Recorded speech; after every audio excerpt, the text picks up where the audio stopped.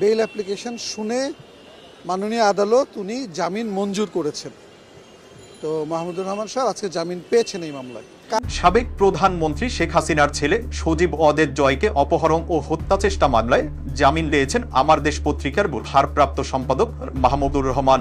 বৃহস্পতিবার সাজার বিরুদ্ধে আপিল করে জামিন চাইলে ঢাকা মহানগর দায়রা জজ আশামস রবুল হোসেনের আদালত তার জামিন মঞ্জুর করেন। গেল রোববার ঢাকার অতিরিক্ত চিফ মেট্রোপলিটন ম্যাজিস্ট্রেট মাহবুবুল হকের আদালতে তিনি আত্মসমর্পণ করে আপিল শর্তে জামিন আবেদন করেন। শুনানি শেষে বিচারক তার জামিন আবেদন নামঞ্জুর করে কারাগারে পাঠানোর নির্দেশ দেন। সজীব ওয়াজেদ জয়কে অপহরণ ও হত্যা চেষ্টা মামলায় গেল বছরের 17 আগস্ট ঢাকার অতিরিক্ত চিফ মেট্রোপলিটন ম্যাজিস্ট্রেট আসাদুজ্জামান নূরের আদালত আমার দেশ পত্রিকার ভারপ্রাপ্ত সম্পাদক মাহমুদুর রহমান ও সাংবাদিক শফিক রেহমান সহ 5 জনকে 7 বছরের সশ্রম কারাদণ্ড দিয়েছিল।